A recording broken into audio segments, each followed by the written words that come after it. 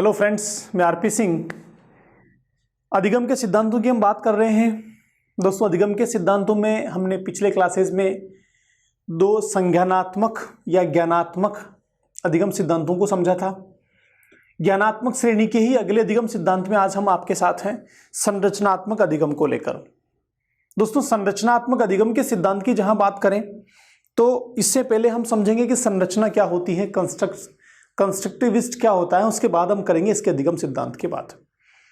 आपको याद होगा पिछले कुछ सेशंस में जब हम व्यवहार की शुरुआती बात कर रहे थे, हम जब व्यवहार को समझ रहे थे और व्यवहार के तीन अवधारणाओं को समझ रहे थे, तो वहां हमने तीन अवधारणाओं की बात की थी। वहां पर एक अवधारणा थी व्यवहारवादी अवधारणा, दूसरी थी संज्ञानात्मक या ज्ञानात्मक अवधारणा, और तीसरी थी दोस्तों संरचनावादी अवधारणा, कंस्ट्रक्टिविस्ट अप्रोच या कंस्ट्रक्टिविस्ट अवधारणा जो थी।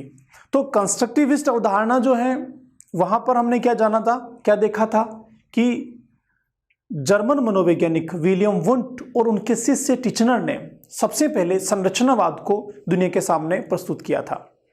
और संरचनावाद को जब उन्होंने प्रस्तुत किया था तो वहां पर संरचनावाद के बारे में क्या कहते हैं वो, कि व्यक्ति का जो व्यवहार होता है, व्यक्ति जो सीखता है, वो उसके मस्तिष्क में बनने वाली संरचना का परिणाम होता है। किसका परिणाम होता है?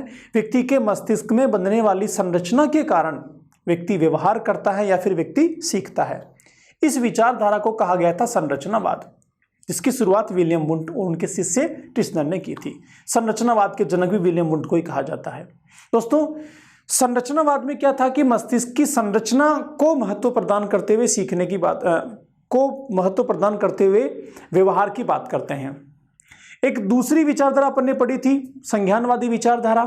संज्ञानवादी विचारधारा में क्या जाना था कि सीखने की प्रक्रिया जो है वो संज्ञान के द्वारा, मानसिक शक्तियों के द्वारा विकसित होती है, और जैसे जैसे बालक बड़ा होता है उसके बड़े होने के साथ उसकी संज्ञानात्मक क्षमताओं के कारण बालक सीखता है। तो एक में संरचना को महत्व दिया जा रहा है, दूसरी में संज्ञान में बनने वाली क्षमताओं को या संज्ञानात्मक प्रक्रिया को महत्व दिया जा रहा है। दोस्तों, संरचनावादी अधिगम सिद्धांत जो है ये संरचना के साथ संबंध रखता है, लेकिन संरचना को संज्ञान के साथ जोड़ता है। संरचना को संज्ञान के साथ कैसे जोड़ता है, यहां पर आपको समझने की आवश्यकता है। अगर हम संज्ञान की बात करें तो सबसे पहले संज्ञान से संबंधित विचारधारा या संज्ञान को लेकर जो काम किया था जीन पियाजे ने किया था, इसलिए हम जीन पियाजे को संज्ञानात्मक मनोवैज्ञानिक भी कहते हैं और विकासवाद के विकासात्मक मनोविज्ञान के जनक भी कहते हैं। जीन पियाजे ने कहा था कि जैसे जैसे बालक बड़ा होता है उसकी मानसिक शक्तियों का विकास होता है, और मानसिक शक्तियों के विकास के चलते वह व्यवहार करता है या फिर अधिगम करता है। जीन पियाजे के संज्ञानात्मक पक्ष को महत्व प्रदान करते हुए अमेरिकन मनोवैज्ञानिक जेरोम ब्रूनर ने जीन पियाजे के संज्ञानात्मक विकास को महत्व प्रदान करते हुए अमेरिकी मनोवैज्ञानिक जीन पियाजे ने विलियम वुंट के द्वारा प्रतिपादित संरचनावादी विचारधारा को शिक्षा में अनुप्रयुक्त किया, और शिक्षा में अनुप्रयुक्त करके संज्ञानात्मक विकास के दौरान बालक के मस्तिष्क में जो संरचना बनती है उस संरचना के चलते बालक सीखता है। इस तरह के अधिगम को महत्व प्रदान किया और अपना एक सिद्धांत दिया जिसे कहा जाता है संरचनावादी अधिगम का सिद्धांत। तो यहां पर दो तीन चीजें आ जाती हैं।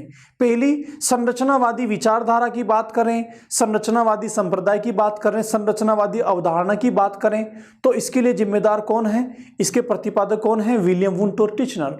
लेकिन संरचनावादी अधिगम सिद्धांत की बात करें तो इसके जनक कौन है? Jerome Bruner, American psychologist.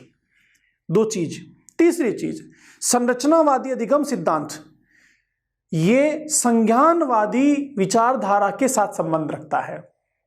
तो मैं फिर से रिपीट कर रहा हूं, संज्ञानवादी विचारधारा या संज्ञानवाद से संबंध रखने वाला संरचनावादी संरचनात्मक अधिगम का सिद्धांत, ठीक है, जो प्रतिपादित किया है अमेरिकन साइकोलॉजिस्ट जेरोम ब्रूनर ने। दोस्तों, ब्रूनर क्या कहते हैं?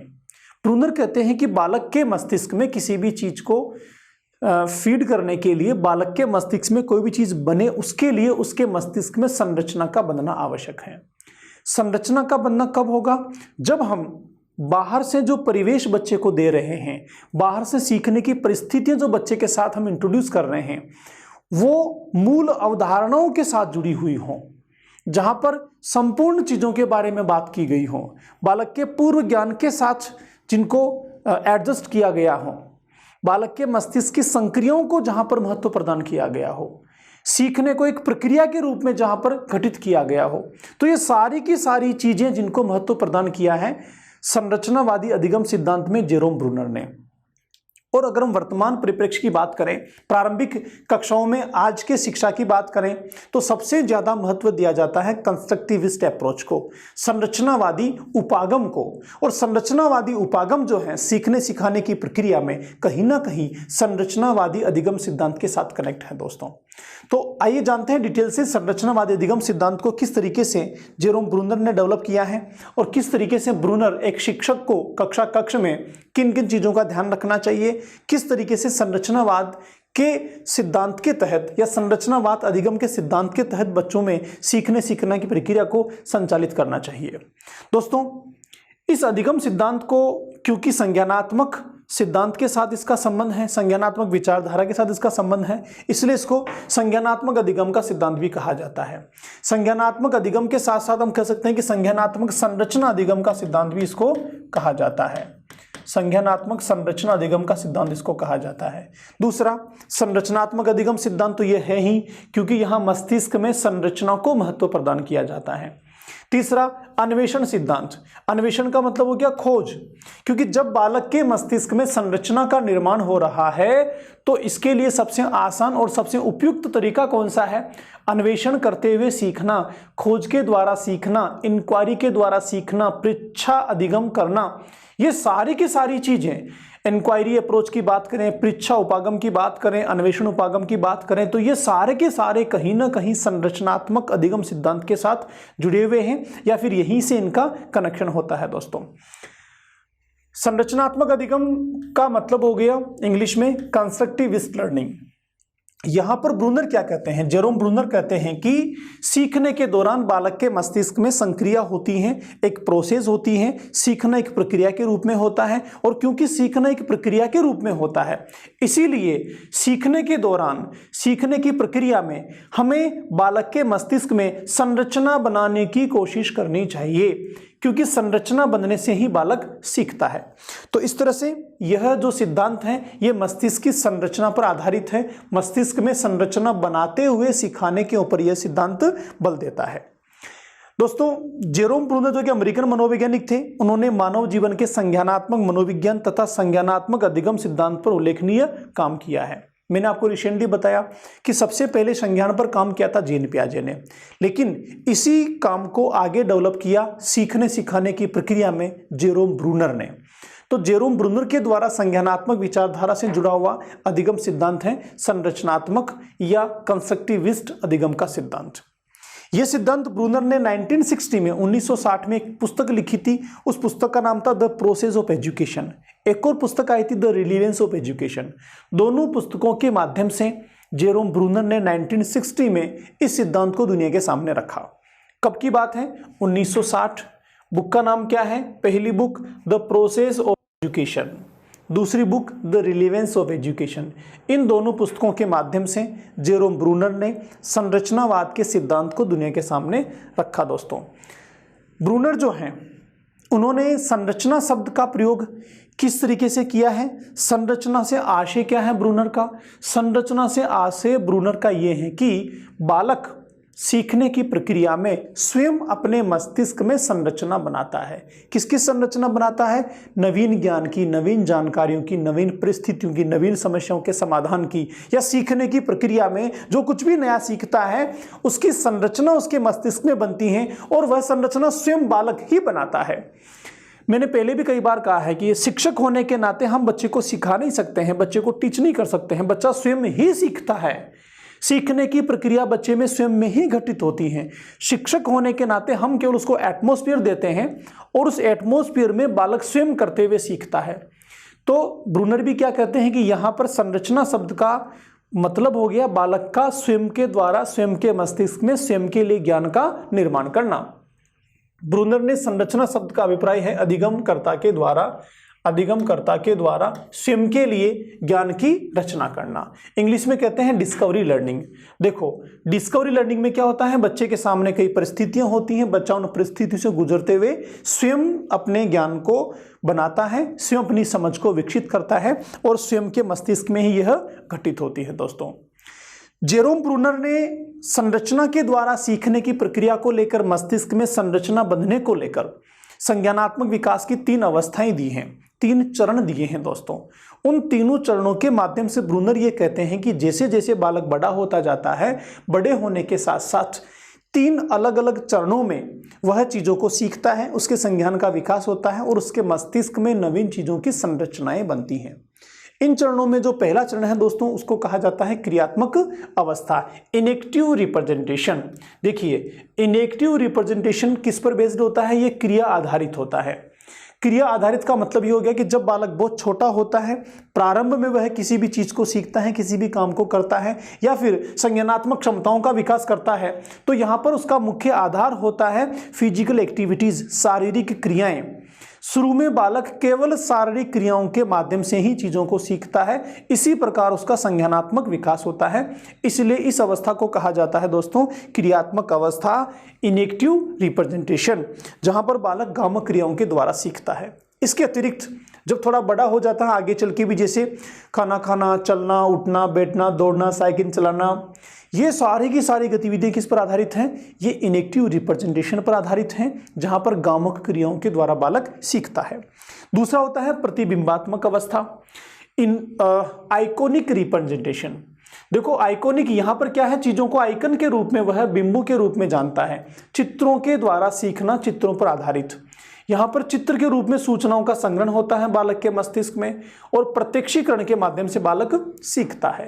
देखो, प्रत्यक्षीकरण क्या, विभिन्न ज्ञानेंद्रियों के द्वारा सूचनाएं मस्तिष्क में पहुंचती हैं और ये जो ज्ञानेंद्रियों के द्वारा सूचनाएं मस्तिष्क में पहुंचती हैं, ये सारी की सारी सूचनाएं ये प्रतिबिंब के रूप में मस्तिष्क में सर्जित होती हैं, आइकन्स के रूप में बनती हैं और ये प्रतिबिंब या आइकन्स मस्तिष्क में सर्जित होते हैं, जिसके द्वारा बालक के संज्ञान का विकास होता है।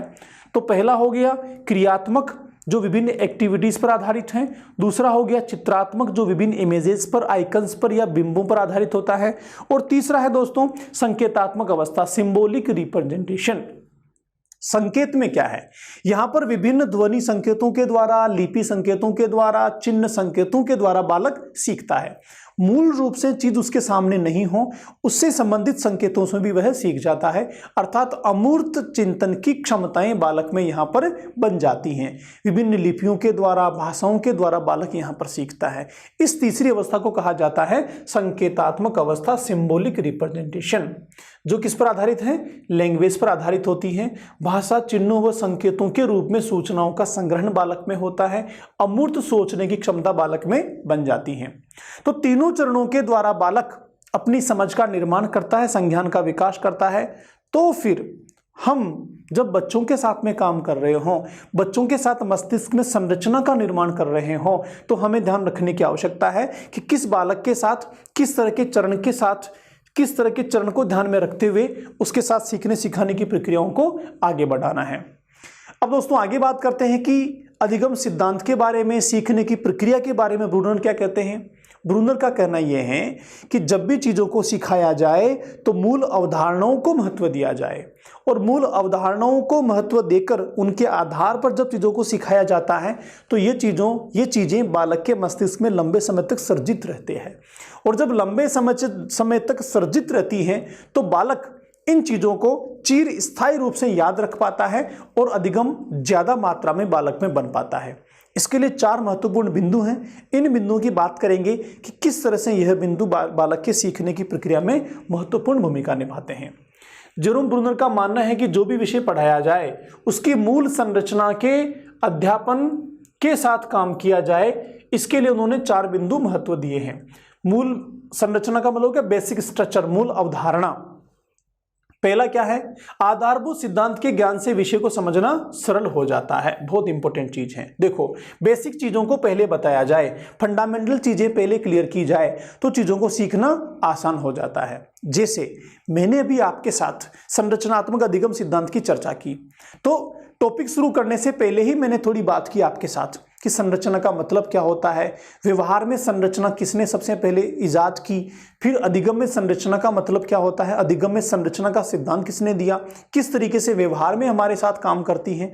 जब मैंने आउटलाइन थोड़ी सी बनाई, मूल अवधारणाओं पर बात की, तो अब इससे जुड़े हुए तथ्य या सूचना या कंटेंट जो है वो आसानी से आपके समझ में आ जाएगा।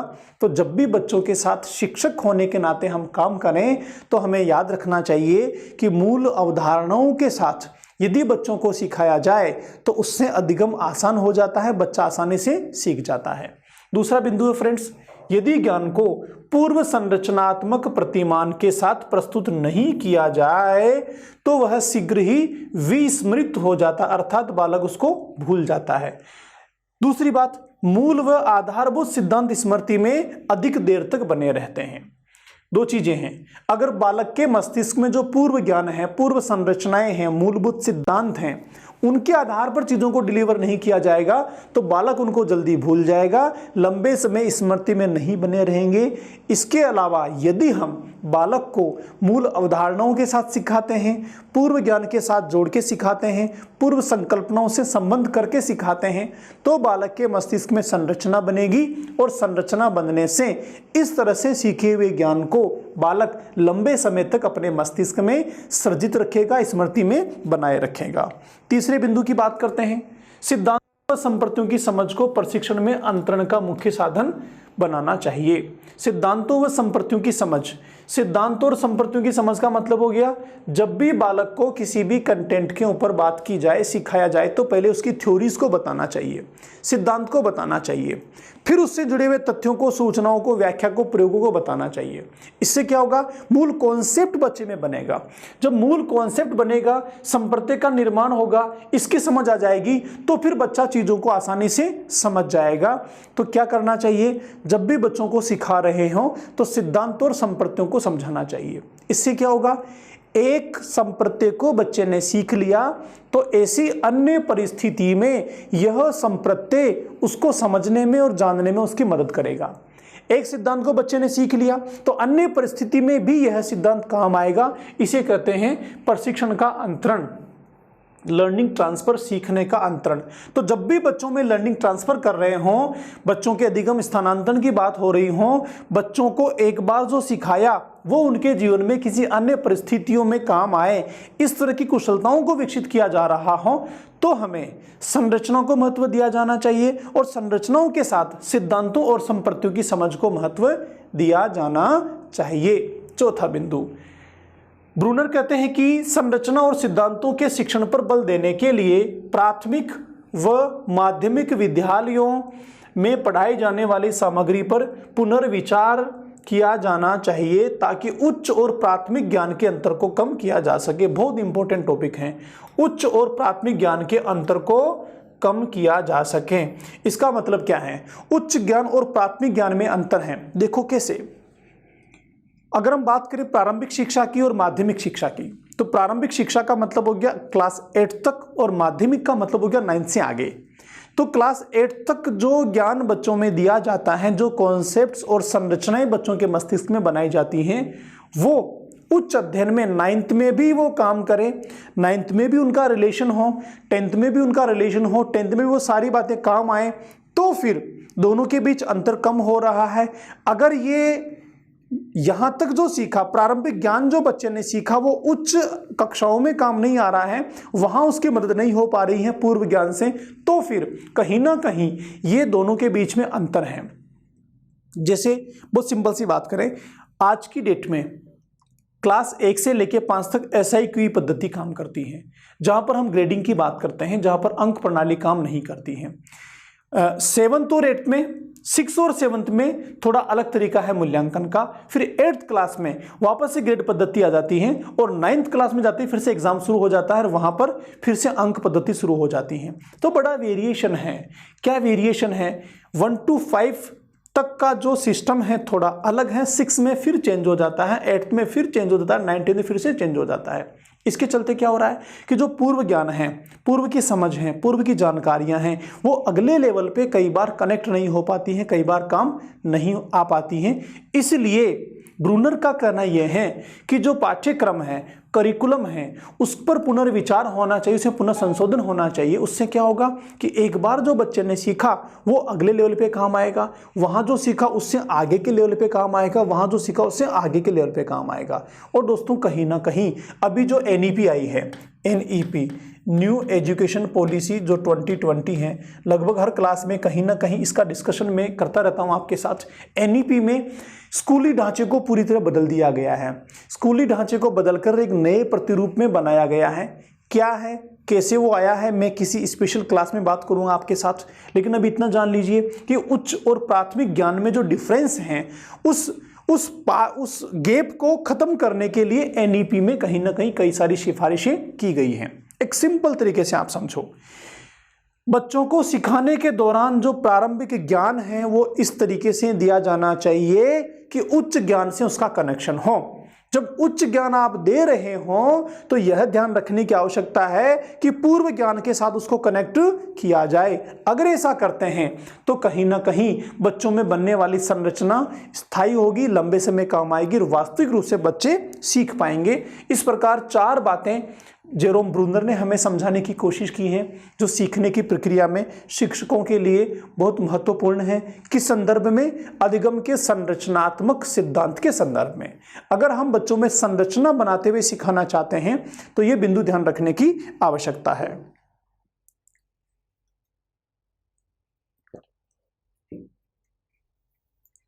कुछ मेन पॉइंट्स पे हम बात करेंगे जो ब्रूनर ने शिक्षकों के लिए दिए हैं। ब्रूनर कहते हैं कि शिक्षक को संरचना के बारे में जानना चाहिए, शिक्षक को पता होना चाहिए कि बालक में संरचना कैसे काम करती है, कितना उसका रिजल्ट और प्रतिफल है। तो पहला पॉइंट है, शिक्षक की भूमिका सीखने की प्रक्रिया को सुविधाजनक बनाने की होनी चाहिए, ना कि रटंत विद्या के द्वारा सिखाने की। मैंने कई बार आपसे कहा है कि बच्चों को रटवाना, स्मृति में चीजों को स्थायी बनाना, यांत्रिकता से काम करना, बहुत सारे उद्दीपकों के द्वारा ही सिखाना, बहुत अधिक पुनर्बलन देना ये सारे के सारे तरीके कहीं ना कहीं वर्तमान परिप्रेक्ष्य में कारगर कम माने जाते हैं। नो डाउट पहले इन सबको काम में लेते थे, लेकिन अब धीरे धीरे जैसे जैसे हम बच्चों के बारे में जान रहे हैं चीजें बदल रही हैं। एक समय था जब बच्चे के बारे में कहा जाता था कि जो चाहे उसको सिखाया जा सकता है, क्योंकि बच्चा केवल अनुकरण से ही सीखता है। अब मनोविज्ञान ने सिद्ध कर दिया कि नहीं, अनुकरण से ही नहीं सीखता है, सीखने के कई सारे तरीके हैं, कई सारे सिद्धांत हम लगातार समझ रहे हैं। पहले कहा जाता था कि बच्चे जो हैं उनमें व्यक्तिगत विभेद नहीं होते हैं, सब बच्चों को एक ही तरीके से एक जैसे ज्ञान दिया जा सकता है। लेकिन अब मनोविज्ञान कहता है कि नहीं, हर बच्चे में इंडिविजुअल डिफरेंसेस हैं, एक तरीके से एक जैसा ज्ञान सारे बच्चों को दिया जाना संभव नहीं है, या एक ही गति से सारे सीखे ये भी संभव नहीं है। तो कई सारे मिथक हैं, कई सारे भ्रम हैं जो बच्चे के लेकर लगातार टूट रहे हैं। तो फिर जब हम संरचना की बात करते हैं, आधुनिक शिक्षा की बात करते हैं, नवीन तरीकों की बात करते हैं, तो शिक्षक की भूमिका कैसी होनी चाहिए? सीखने सिखाने की प्रक्रिया को शिक्षक आसान बनाए, सुविधाजनक बनाए, ना कि रटंत विद्या पर बल दे, ना कि बच्चों को कंडीशनिंग के द्वारा सिखाने की कोशिश करे, ना कि बच्चों को केवल स्मृति और नॉलेज को बढ़ाएं, जबकि ऐसी परिस्थितियों का निर्माण करें जिससे बच्चे स्वयं अपने ज्ञान की रचना करते हुए स्वयं में ही चीजों को सीखें। दूसरा पॉइंट है दोस्तों, एक अच्छे शिक्षक को ऐसी शिक्षण प्रक्रिया को डिजाइन करना चाहिए जो छात्रों को विभिन्न सूचनाओं के बीच संबंध खोजने में मदद करे। देखिए, वर्तमान प्रक्रिया की बात करें तो शिक्षक पूरी तरह स्वतंत्र हैं। शिक्षक जैसी चाहे सीखने की प्रक्रिया को डिजाइन कर सकता है, शिक्षक जैसे चाहे तरीके वैसे अपना सकता है, शिक्षक चाहे तो टेक्स्ट बुक के अनुसार पढ़ा सकता है, शिक्षक चाहे तो उन उद्देश्यों को स्वयं अपने हिसाब से नवीन तरीके से रचकर उनको बच्चों के साथ डिलीवर कर सकता है। तो शिक्षक को ऐसे तरीके डिजाइन करने चाहिए, इस तरह की सीखने की प्रक्रिया का निर्माण करना चाहिए जहां पर बच्चा विभिन्न चीजों के बीच संबंध बनाना सीखे, पूर्व ज्ञान से नवीन ज्ञान के बीच संबंध बनाना सीखे, पूर्व अनुभव से नवीन अनुभव की ओर जाएं, परिस्थितियों को जोड़े। ऐसा करने से क्या होगा? परिस्थितियों को जोड़ने से, पूर्व ज्ञान से नवीन ज्ञान की ओर जाने में बालक स्वयं अपने मस्तिष्क में ज्ञान का निर्माण करेगा, और इस प्रकार जो बच्चा सीखेगा वो स्थायी होगा और बालक के मस्तिष्क में संरचना बनेगी।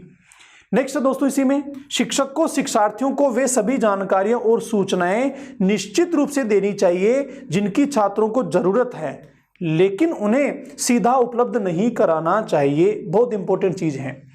कई बार हम क्या करते हैं कि सीधा कंटेंट, मान लीजिए किसी पार्ट में क्वेश्चंस दिए हुए हैं, हमने बोर्ड पे सीधे आंसर लिखवा दिए, या कोई किताब सजेस्ट कर दी कि फला किताब में इसके आंसर लिखे, वहां से कॉपी कर लेना।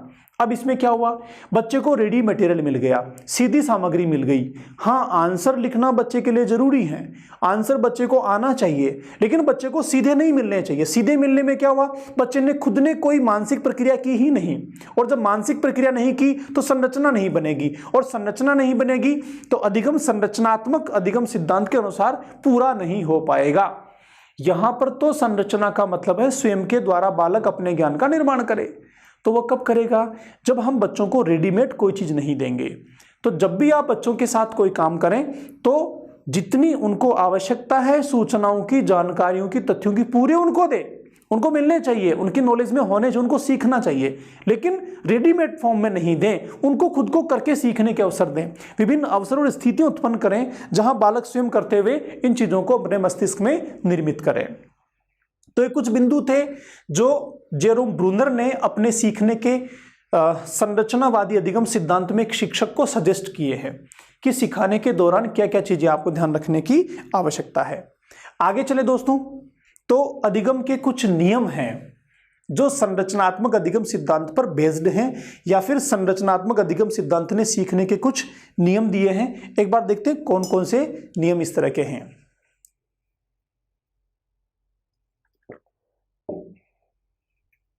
दोस्तों, पहला ही है, अधिगम एक सक्रिय प्रक्रिया है, एक्टिव प्रोसेस है। क्या है ये, एक्टिव प्रोसेस है। देखिए, ये तो हम पहले ही जान चुके कि सीखना एक प्रक्रिया है, अचानक से घटित नहीं होता है, धीरे धीरे मस्तिष्क में बनती है, पहली चीज। दूसरी, कब बनती है, जब व्यक्ति एक्टिव होता है। अगर एक्टिव ही नहीं होगा तो प्रक्रिया भी नहीं बन पाएगी। ऐसा किसने कहा, ऐसा कहा सीखने के संरचनावादी अधिगम सिद्धांत ने। देखो अंतर क्या है, हमने पीछे गेस्टाल्ट थ्योरी पढ़ी थी। गेस्टाल्ट थ्योरी क्या कहती है, गेस्टाल्ट थ्योरी कहती है कि अचानक से कोई ना कोई सूझ अंतर्दृष्टि का निर्माण होता है जो सीखने में सहायक होता है या समस्या का समाधान करते हैं।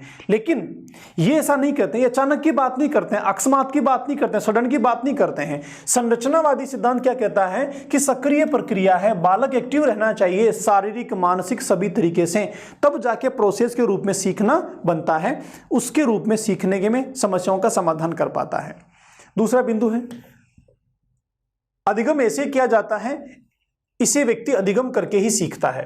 देखिए, हम किसी को ये नहीं कहते अधिगम करने का एक तरीका होता है। जैसे कुछ चीजें होती हैं, बहुत सिंपल सी बात है, हम लोग बरसों से पानी पीते हैं, बरसों से पानी पी रहे हैं, पता नहीं कितने हजार लीटर पानी हमने पी लिया है। अगर हमें कोई पूछे कि भैया पानी का टेस्ट कैसा होता है, तो आई थिंक प्रॉपर हम में से कोई नहीं बता पाएगा पानी का टेस्ट कैसा होता है।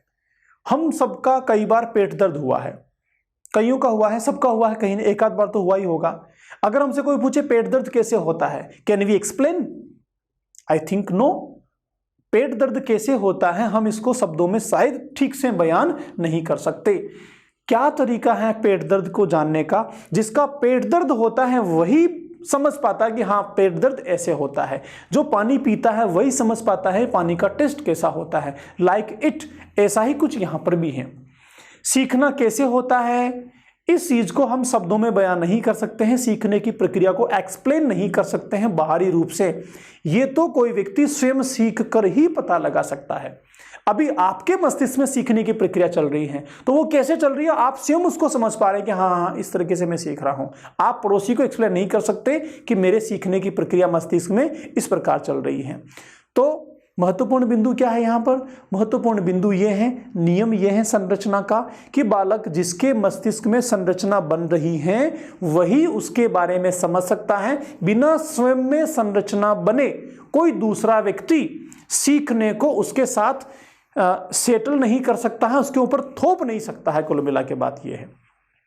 अगला बिंदु है, अधिगम में अर्थ संरचना के साथ साथ अर्थ प्रणाली को भी सम्मिलित किया जाना चाहिए। दो चीजें हैं दोस्तों, देखो पहली क्या है, अर्थ संरचना, दूसरी है अर्थ प्रणाली। यहां पर प्रणाली का मतलब है प्रोसेस, प्रक्रिया की बात कर रहे हैं, किस प्रोसेस से हैं। संरचना का मतलब होता है उसका स्ट्रक्चर क्या है।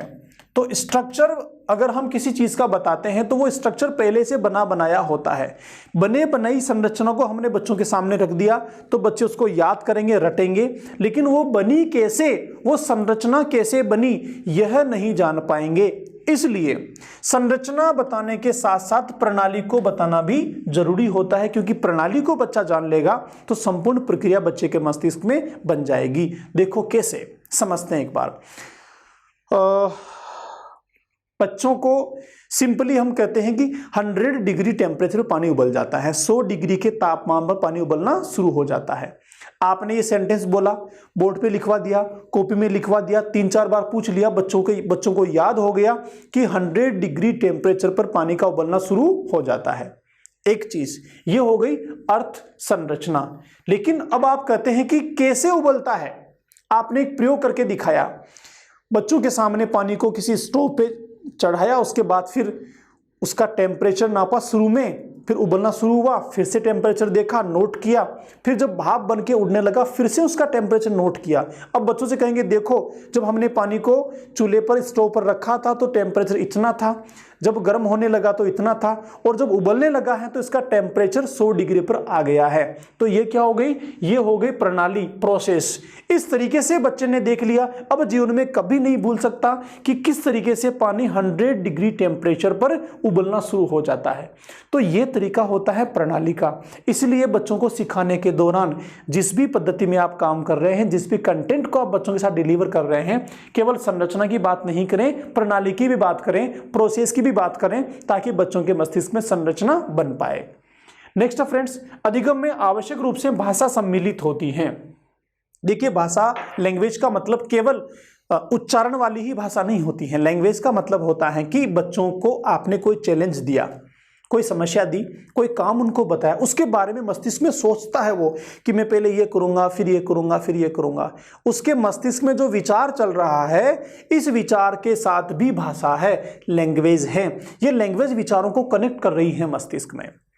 ऐसे ही जब वो अपने क्वेश्चन को मौखिक रूप से सुनाता है, आंसर को सुनाता है, तो भी मस्तिष्क में लैंग्वेज है और बाहर भी लैंग्वेज के माध्यम में काम कर रहा है। जब आपको लिखकर बता रहा है, यहाँ भी लैंग्वेज है। किसी समस्या के साथ डायरेक्टली वो समाधान करता है। एक मशीन खराब हो गई घर में, उस मशीन को ठीक करता है, खुद उसको खोलता है, जोड़ता है। तो यहाँ भी उसके मन में जो विचार चल रहे हैं, वहाँ पर कहीं ना कहीं लैंग्वेज होती है। तो यह सिद्धांत क्या कहता है कि सीखने की प्रक्रिया में लैंग्वेज निश्चित रूप से शामिल होती हैं, चाहे वो विचारों के साथ हो, चाहे कंटेंट के साथ में हो, किसी भी रूप में हो, क्योंकि लैंग्वेज चीज़ों को जोड़ती हैं। और जब लैंग्वेज चीज़ों को जोड़ती हैं तो मस्तिष्क में संरचना बनती है। बिना कनेक्शन के, बिना कनेक्टिविटी के संरचना नहीं बन पाती। इसलिए सीखने का संरचनात्मक सिद्धांत क्या कहता है कि निश्चित रूप से अधिगम में क्या शामिल होता है, भाषा शामिल होती है, लैंग्वेज शामिल होती है। अगला बिंदु है संरचनावादी अधिगम सिद्धांत के अनुसार अधिगम एक सामाजिक प्रक्रिया है, सोशल प्रोसेस है। सामाजिक प्रक्रिया का मतलब क्या हो गया, बालक समाज में रहता है। कहाँ रहता है, समाज में रहता है, और समाज में ही समस्त प्रक्रियाएं घटित होती हैं। अभी आप मेरे साथ जुड़े हुए हैं, आप मेरी क्लास को देख रहे हैं, सुन रहे हैं, समझ रहे हैं, तो क्या ये सामाजिक प्रक्रिया है? ओबियसली सामाजिक प्रक्रिया है। बच्चा क्लास में है, वहाँ भी सामाजिक प्रक्रिया है। मदर फादर के साथ है, वहाँ भी सामाजिक प्रक्रिया है। खेल के मैदान में है, वहाँ भी सामाजिक प्रक्रिया है। जहाँ एक बच्चा किसी अन्य के साथ में है, दैट इज सोशल प्रोसेस। तो सीखना क्या होता है, सामाजिक प्रक्रिया है। इस सामाजिक प्रक्रिया में बच्चा विभिन्न परिस्थितियों के साथ इंटरेक्शन करते हुए सीखता है। अधिगम एक प्रत्येक व्यक्ति के लिए आवश्यक पहलू है। मैंने पहले भी आपको बताया है, अधिगम स्वाभाविक प्रक्रिया है, नेचुरल प्रोसेस है, बाय बर्थ क्षमता है जिसके चलते हम स्वाभाविक रूप से सीखते हैं।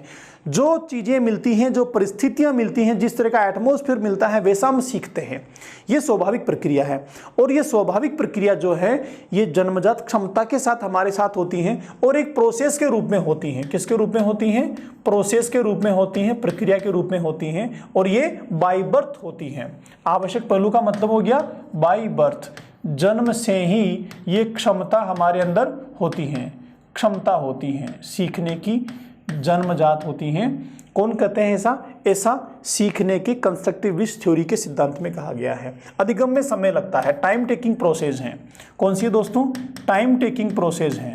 टाइम टेकिंग प्रोसेस का मतलब अचानक से नहीं होता है कि आप बटन दबाए और तुरंत मनोविज्ञान सीख गए, ऐसा नहीं होता है। समय लेता है, चीज़ों को संरचना बनने में समय लगता है, इसलिए अधिगम क्या है? समय लेने वाली प्रक्रिया है। अभिप्रेरणा अधिगम का मुख्य घटक है। मोटिवेशन हमने पीछे पढ़ा था, मोटिवेशन को आप याद करो। जब हम सीखने की प्रक्रिया को समझ रहे थे तो सीखने की प्रक्रिया की शुरुआत ही किससे हो रही थी? मोटिवेशन से। मोटिवेशन के बाद एक दूसरा फैक्टर था, फिर तीसरा, फिर चौथा, इस तरीके से। तो शुरुआत किससे हो रही है? मोटिवेशन से। Motivation is the heart of learning process. कौन कहते हैं? ऐसा सीखने के सिद्धांतों में, सीखने की प्रक्रिया में कहा गया है। लेकिन यह सिद्धांत क्या कहता है कि मोटिवेशन सीखने का प्रमुख घटक है। देखो कैसे हैं प्रमुख घटक। जब बालक के मस्तिष्क में संरचना बन रही है, बालक सीख रहा है, इस दौरान जो उसने सीखा, जो उसने समझा, अगर वह मस्तिष्क में बना तो बालक और मोटिवेट होकर आगे प्रक्रिया को खुद बढ़ाएगा। अगर परिणाम उसके अनुकूल नहीं आते हैं, प्रक्रिया उसके अनुसार नहीं बनती हैं, तो उसकी सीखने की प्रक्रिया यहीं पर रुक जाएगी। क्यों है ऐसा? क्योंकि यहां पर स्वयं के द्वारा ज्ञान के निर्माण को महत्व दिया जा रहा है। बालक को स्वयं को महत्व दिया जा रहा है, स्वयं के द्वारा करके सीखने की बात की जा रही है, खोज की बात की जा रही है, अन्वेषण की बात की जा रही है। इसीलिए अधिगम में अभिप्रेरणा को महत्वपूर्ण माना गया है। और यह किसके हिसाब से है? यह संरचनावादी अधिगम के सिद्धांत के हिसाब से है दोस्तों। तो लगभग इतना ही इंपॉर्टेंट पोर्शन है आपके संरचनावादी अधिगम सिद्धांत का, जहां से आपके क्वेश्चन बन सकते हैं। आगे हम इसी थ्योरी से जुड़ा हुआ एक और कंपोनेंट पढ़ेंगे, जहां कंस्ट्रक्टिविस्ट अप्रोच के नाम से हमारा कंटेंट होगा, संरचनात्मक उपागम के नाम से कंटेंट होगा, कि वहां पर हम बच्चों को संरचनात्मक तरीके से कैसे सिखाएं, कैसे बताएं। वहां पर इन्हीं चीज़ों को मैं फिर से रिपीट करूंगा आपके साथ। मुझे लगता है कि बच्चों को सिखाने के दौरान जब हम संज्ञान को महत्व दे रहे हैं, मस्तिष्क में बनने वाली संरचना को महत्व दे रहे हैं, और बालक के स्वयं के अंदर स्वयं के द्वारा ज्ञान के निर्माण की बात कर रहे हैं, तो कहीं ना कहीं इस संपूर्ण प्रक्रिया में, या फिर जितने अधिगम सिद्धांत हमने अब तक जाने हैं, उन सब में सबसे ज़्यादा वैल्यूएबल कोई प्रोसेस है वर्तमान सीखने सिखाने की प्रक्रिया में, दैट इज कंस्ट्रक्टिविस्ट लर्निंग, संरचनावादी अधिगम सिद्धांत है दोस्तों, जिसको वर्तमान में कक्षों में पूरी तरह अडॉप्ट किया गया है। NEP 2020, न्यू एजुकेशन पॉलिसी 2020 में तो सीखने की प्रक्रियाओं को संरचना आधारित ही बनाया गया है। बहुत जोर दिया गया है कि सीखने की प्रक्रियाओं को परिवेश से जोड़ा जाए, आसपास के वातावरण से जोड़ा जाए, मूल सिद्धांतों के साथ बच्चों में विकसित किया जाए। तो कहीं ना कहीं संरचनावादी अधिगम सिद्धांत का बहुत बड़ा रोल प्ले होता है वर्तमान के कक्षों में। इसी के साथ हम वाइंड अप करते हैं आज के सेशन को। मिलते हैं अगली क्लास में, तब तक के लिए नमस्कार।